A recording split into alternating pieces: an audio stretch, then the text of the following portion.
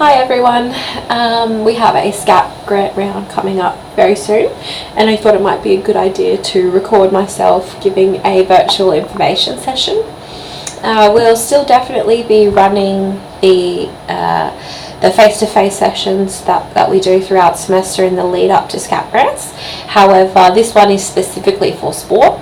If you do watch this one, there's no need to go to the ones that we'll be holding. However, of course, if you want to get a different perspective or listen to a different speaker, that's no problem. It is just important to note that this is specifically for sport clubs, and the ones that we will run will be for all clubs, so the information might not be as tailored. Okay, so let's get into it. So I'm going to talk today about SCAP grants and what they are, what the application process is, what the grant categories look like, and resources and workshops that we have to help you along the way. Bit of background on us. So my name's Katie. Some of you may know me, others looking forward to meeting you. I work in between these two little divisions here. So I'm employed by Student Engagement and Sport, which is part of QUT, and I work in conjunction with the Student Grants and Development Office and with QUT Sport. And I administer this scheme here, so the SCAP Sport and Recreational Grant Scheme.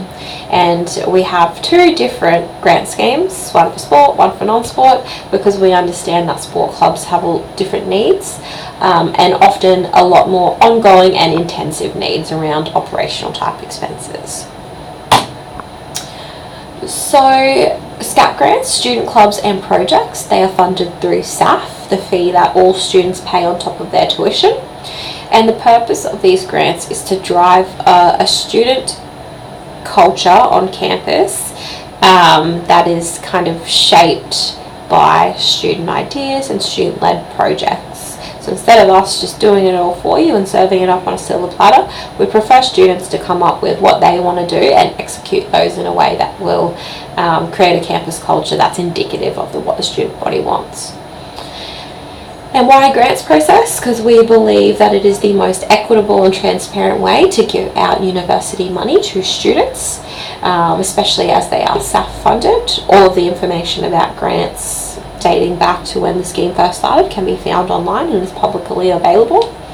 And we believe that in completing a grants process, students are able to gain higher skills that they wouldn't usually have access to, and these actually come in handy if you go on to apply for any research grants, community grants, or if you look to get a job that's involved in grants. So a schedule is really just a rundown of everything within a grant scheme, and I will show you our schedule document later on. But for this slide, the context is the timing of the rounds and the grant spending. So if you want to run an activity or make a purchase from the 19th of November onwards, which is now, you want to be doing it in round 2, 2018. So we've already had this round here, and we're going into this round. So take a look at those dates and you can refer back to the schedule. Important to note also that we have monthly rounds. This was based on feedback from clubs that for small dollar amounts and small activities, you just want to be able to apply not 6 months before, which is completely understandable. So we have monthly rounds that are open to all students for purchases budgets under $500, and they close on the 20th of every month, and you're notified a week after. These are the schedules for 2019. I'm not going to go into these, but it's just important to have a read of those in your own time and start to get prepared for what your next year looks like. So who can apply? Any president, vice president, treasurer or secretary of a club that's endorsed by SGDO or another QUT department, or a club that is affiliated with the QUT Guild, or potentially both. So a lot of clubs work both with us and the QUT Guild. Or if you're a project leader, so you run a project that is eligible for funding by SGDO, but it's not specifically a club. Now, if you are one of these people here, and we get down the bottom and you know, come SCAP round application time, you click on the form and you can't access it, it's probably because you're not registered on our systems. So we don't have a way of automatically knowing when you change executives. You have to let us know. So you do that using this form. So here on this HiQ page, or on our Blackboard page as well, we have this form here. Or if you don't have access to the Blackboard page, you can search for SCAP in here. We can go Student Life, Club and Social Activities, Get Funding. And down here under How to Apply, you can submit this form. And this is the form here. So it's very, very simple. You just go through and complete it. We add you into all of our forms and our Blackboard, and you're good to go. Now back to my presentation. So an overview of the application process. You need to plan your application, so you need to have a read of the criteria, check the grant schedule, and attend an info session. So you're doing that now, which is great. You need to create or update your club or organisation using that form that I just showed you. You need to submit an application when the rounds open. This is done by Blackboard for both monthly and scheduled grants. Then what happens is those applications come to me, I collate them in a massive spreadsheet, and I take them to the SCAP Grants Committee, which is made up of a whole bunch of different people around campus who have an interest in ensuring that the vibrant campus life continues to thrive. And essentially they assess each application on its merits in line with the assessment criteria, and they are the final say in what gets funded. Then what happens is we send you an email to say if you have been conditionally approved or if you have been unsuccessful. And if you have been conditionally approved, you need to follow the information in that email, which says you need to go and complete any outstanding conditions which the committee might have imposed on you, or maybe the committee wanted more information, like they wanted a more comprehensive budget or a more comprehensive strategic plan. And you need to sign a copy of the terms and conditions, and then you need to upload that to a form that we call a payment request. You need to tell us how you want your money, and then once we receive all those documents, we say yes, everything's all good. We get final approval from the chair of the committee, and then we send you a final approval email and deposit the money in either your bank account or on a prepaid card for you. So once you've got that funding, you spend it on what you were approved for and only what you were approved for. And if you need to spend it on other things or change any of your final spend or acquittal dates, you submit a variation form, which we'll go through. Once you've reached those final spend and acquittal dates, you do an acquittal, and that's where you report on what you spent, every single dollar of it. So at this point in time, what's really important to know about this stage is that you need to keep all of your receipts and records of transactions within your grant. To me, that's pretty common sense. If somebody gives you a whole bunch of money and says, here, go and have fun, do your passion, but just make sure you keep evidence of everything that happens so we can make sure you do it right. You just keep all of your receipts.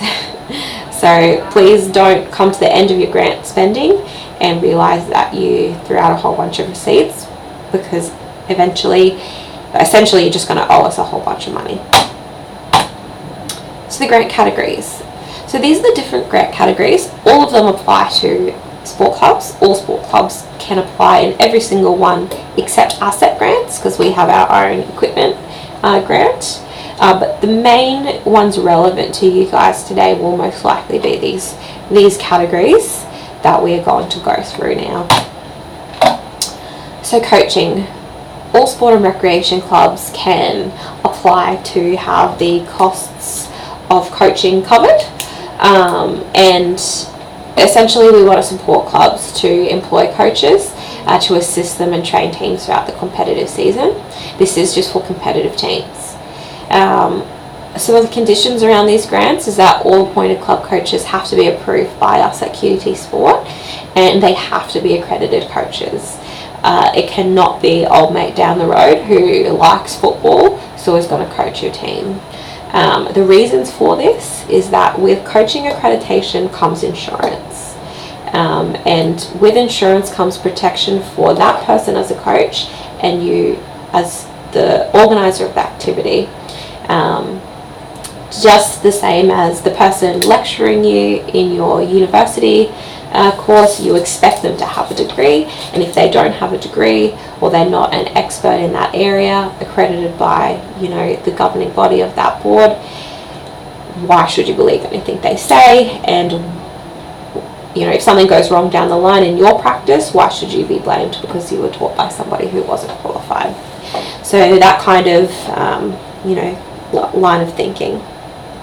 So you need to submit supporting documentation to prove that they're an accredited coach, and you should also, if you have it, submit generic pay levels. So for this one you can apply in round 1 and round 2, and the funding percentage, that's actually an error, I'm sorry, you can apply for up to 100% of coaching. So sporting and first aid equipment, so all clubs can apply for sport equipment and first aid equipment, and this is just to assist clubs to build up a store of equipment and help them to do their activities on campus. The conditions of this grant are that you need an asset management plan that clearly shows us where you're going to store your equipment and how you're going to maintain it. And if you have been funded for equipment before, you need to have a list of that equipment and provide it with this.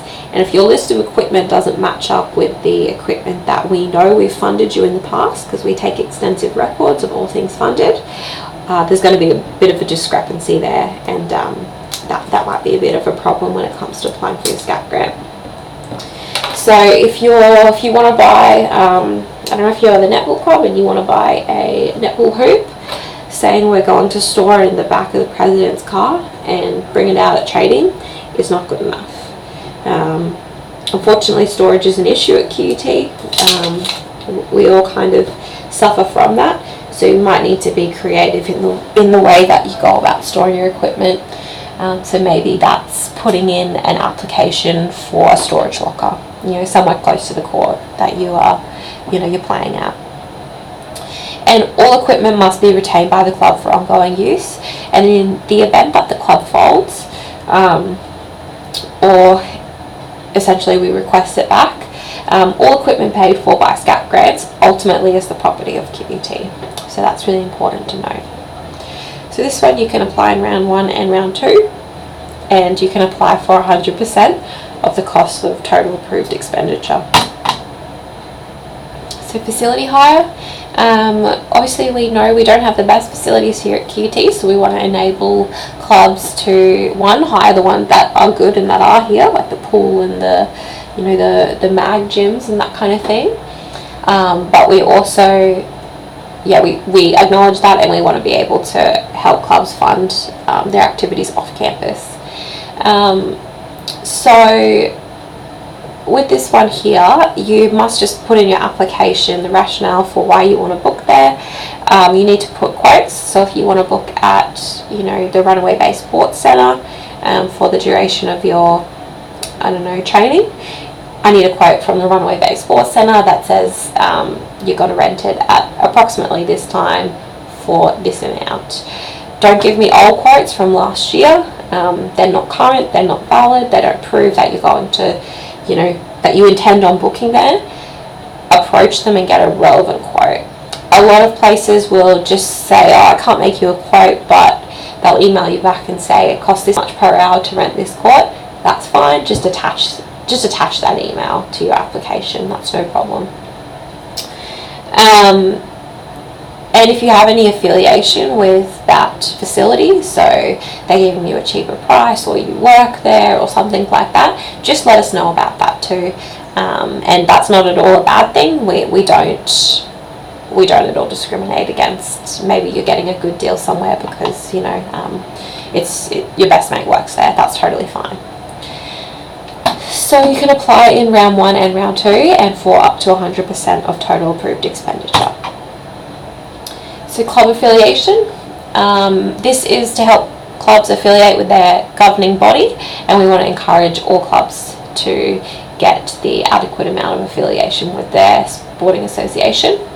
You can apply in round 1 and round 2, and for this one we'll fund up to 75% of the total costs. So if it costs $100 to become an affiliated club with Athletics Australia, we'll pay $75 of that. Competition registration. So to help you enter your members or your club into sporting competitions, and we will fund up to 50% of these registration fees. Officiating fees. So if you are required to pay any officiating fees outside of registration costs, you need to prove that that's outside of registration costs, you can be funded for up to 75% of grant funding. Please don't bundle your officiating fees and registration fees into one, because I will have to separate them out, and that might cause a bit of a delay in you getting your funding or it even being assessed by the committee. So club uniforms. So we definitely want to encourage clubs to look competitive, to look uniform when they're competing in competitive events and leagues. So we're definitely willing to subsidise club uniforms, and it just has to be a competitive, league, or training for a competitive event, that kind of thing, or it could be like a sanctioned or an intervarsity competition. So all the uniforms must adhere to the coaching policy that we have at QUT. This one can be found again on Blackboard. Sorry, this is just making me log in.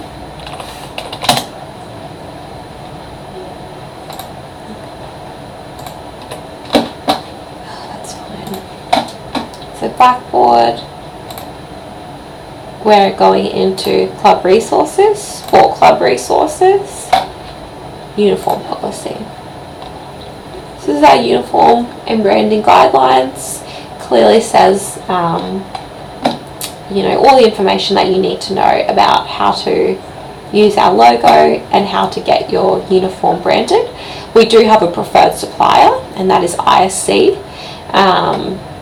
They have all of our designs, so essentially all you need to do is email ISC, and if you are funded for competition uniforms, we'll make sure to provide you with all of the information in the emails to get in contact with them. But essentially, if you are funded, all you need to do is send them an email with your logo, and what you get to do is change the logo that is here and change this here. So for example, we have the volleyball club jersey, they've got their logo there, and you can't really see it in this one here, but they do have a cobra here. Okay.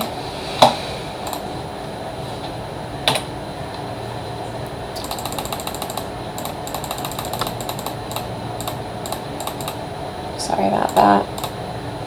And then there is another category, and that's just to assist clubs with things that maybe we've forgotten about or are not listed above. And when it comes to these expenses, the committee just has ultimate discretion about how they're funded, and you can only apply in round 1 and round 2. Now, one thing I do need to go over is the monthly grant and the merchandise and promotional material. So if you would like to apply for banners, flyers, promotional t-shirts, etc., you do that in the monthly rounds, and you do that as a merchandise and promotional grant. And all clubs are eligible for up to $600 per year, with a cap of $150 for a banner. So if you'd like more information about that, just jump onto Blackboard and have a look. Okay, so you've submitted your application. What happens now? So once you've submitted your application, it goes and is assessed, as we spoke about before, and you will get a conditional approval email, and it will outline whether or not you in fact have been approved. And if it's no, there will be feedback in that email, and you can contact us if you have any further questions. And if it's yes, then you just need to read all the conditions and your conditional approval and gather the documentation. You need to submit that payment request and upload all documentation, including the terms and conditions and the online training certificates, which we'll speak about next. And then once you've uploaded that and sent it off, I'll get that, I'll see how you want to be paid, I'll make sure that you've submitted all the documentation, and once I have put in all the processes to have you paid, you'll receive a final approval email with all of the information that you need to go out and spend your grant. So that's exactly what you were funded for, how to vary your grant, when your final spend date is, when your acquittal date is, and what your grant ID number is. And then you just go ahead and spend that in accordance with how you were approved. And like I said, if you need to change any of those categories or timelines, you can apply to vary your grant, and I'll show you where to do that later. And then if you have any questions, you can contact us further. So the mandatory training that I spoke about there is online training. And each executive has to complete one of the online training modules before receiving funding. This is something new that we're doing, and there's a couple of reasons why. One is so we know that you have basic literacy and numeracy skills.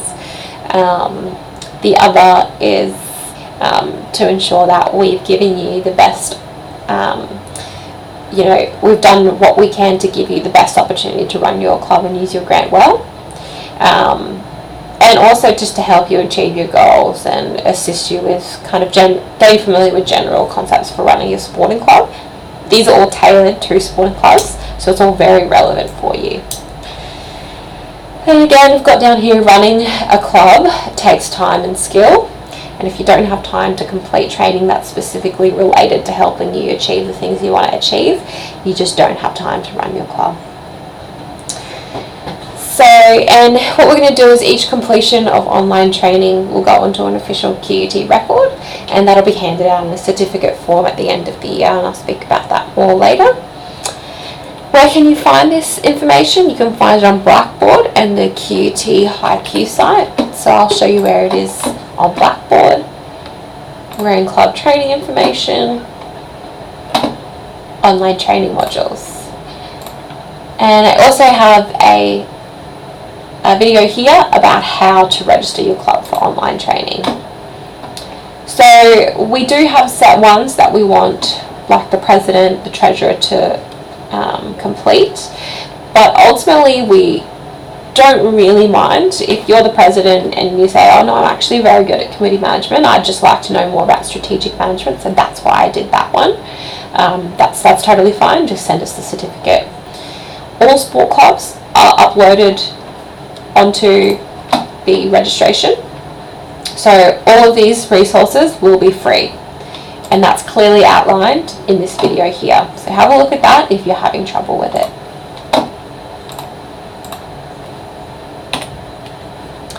Oh, I keep doing that, sorry.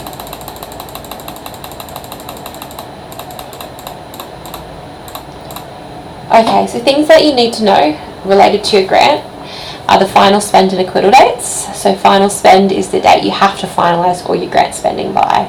So you have to, if your final spend date is the 30th of June, you cannot spend money after the 30th of June. And if you spend money after the 30th of June, that is an issue for us.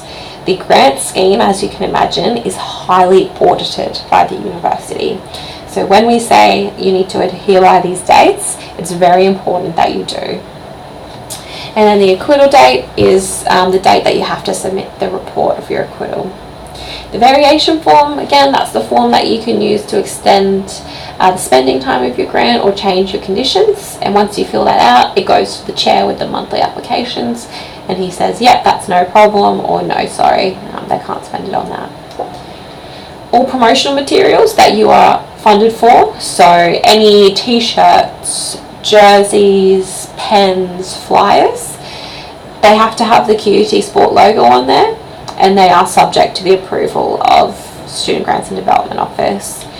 That process does not take long at all, so if you send me through your flyer with the QUT Sport logo on it, I will approve it if I'm working, which I am most days, within an hour. It's a very simple process, but please make sure that you do it.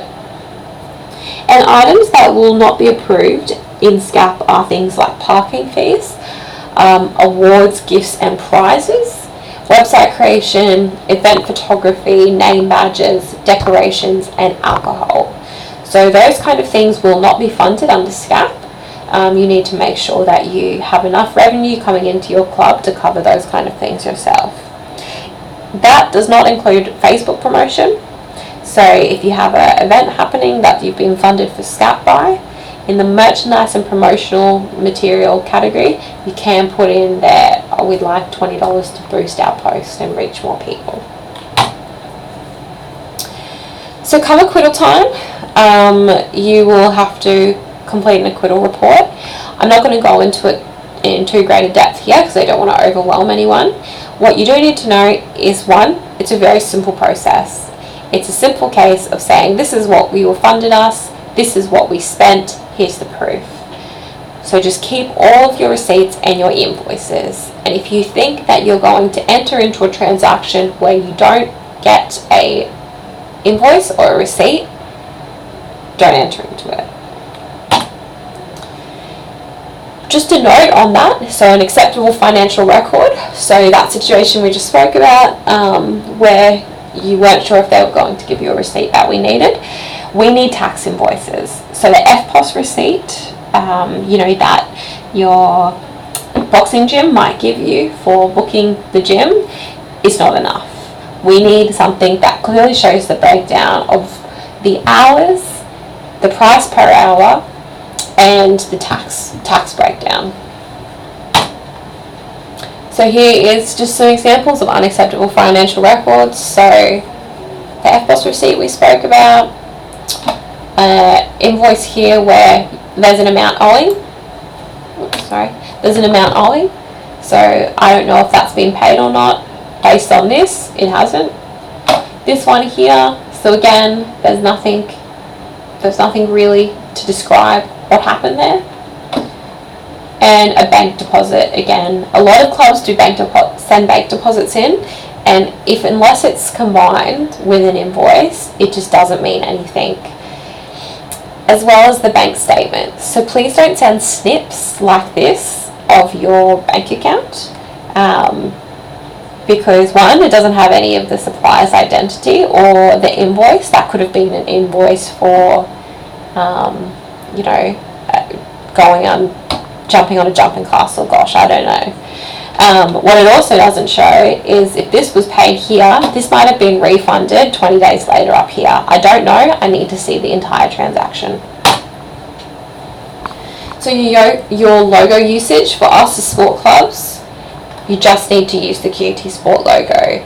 You can find them on Blackboard, and never use the QT Life and the QT Sport logo together. It's just a double up of logos. And never ever use the QT logo just on its own. So no one has permission to use that QT logo except QT Marketing and Communications. And if you put that logo on your jersey and it's not done properly, or they just simply don't want it on there, they can ask you to remove and destroy that garment or that flyer.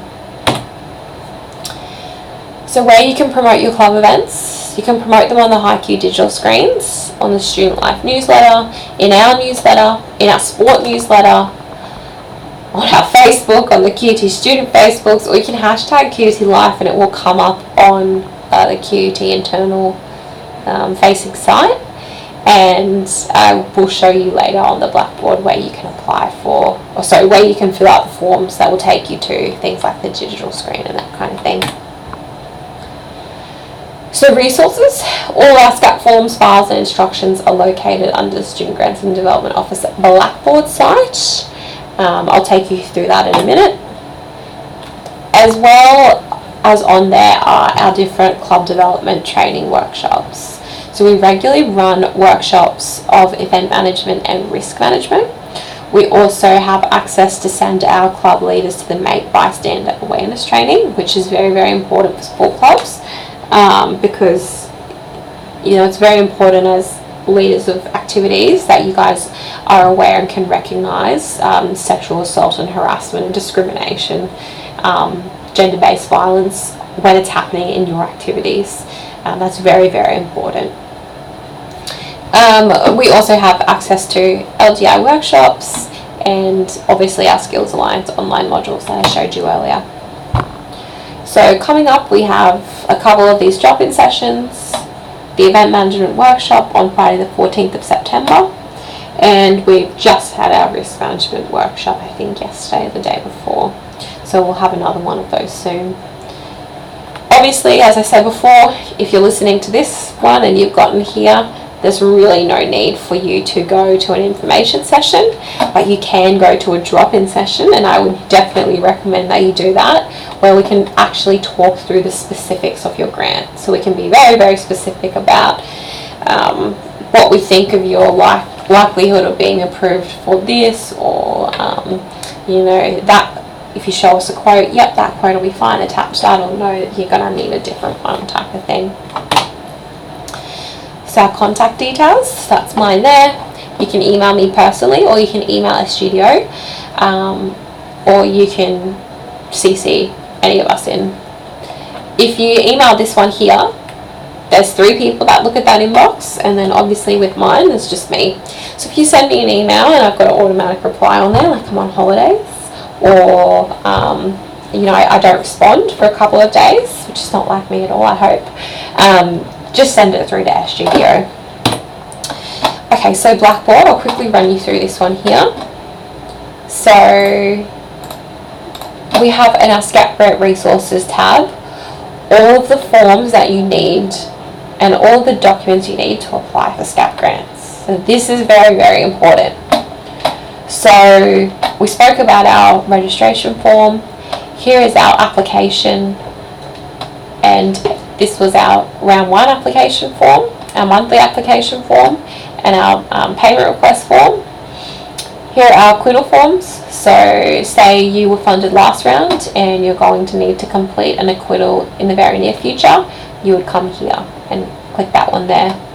And our variation forms. So say you get this grant here, so say you get your grant in a couple of months time, and by the time you get your money, the venue's booked out or something like that, and instead of playing at that venue, you want to book somewhere else, or you want to use that money to just do another activity, you would come in here.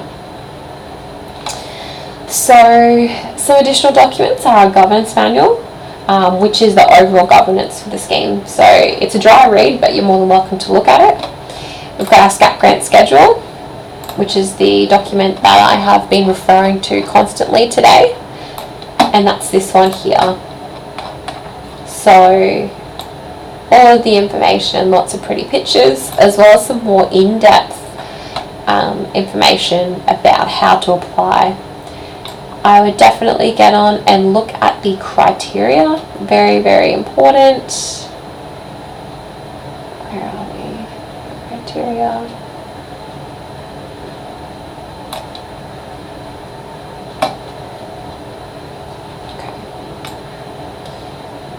There are our categories again, so you're not really going to need this presentation in the future. You can just have a look at this one here. And here's our criteria. So where you can, make sure you relate that back to your funding. And everything we spoke about today. This is our terms and conditions form. This is what you will eventually have to sign and upload to your payment request. On our club resources and templates, we've got a whole heap of ones for sport clubs. So for example, say you are going to apply for coaching, you might want to attach the job description of your sports coach. You might want to change this to your specific club and upload that. You also might want to establish a coaching agreement, which I would definitely recommend doing. That clearly outlines your expectations for paid and volunteer coaches. We've got our uniform policies, sample constitutions, how to manage a club. Lots and lots and lots of tools there to help you with your club management and planning. Here are our booking forms. So if you want to hire some equipment from us, we have cameras, tripods, iPads, film kits. We even have a karaoke machine, and they're all available for clubs to hire free of charge. We can put your haiku content through this one here. If you need to book a room, if you're an SPBT and you need to book a room, that is, and if you'd like your content posted on QT Students. We have a lot of risk documents, again some video tutorials, so if you need to complete your acquittal, you can go and have a look there. I do an example acquittal for you, and lots of different stuff on there, but I'll let you run through that in your own time. Okay, thanks for listening, guys. Closer to SCAP application opening, I will record another video that runs through step by step the application process on the actual form, so just look out for that one there. Alrighty, thank you.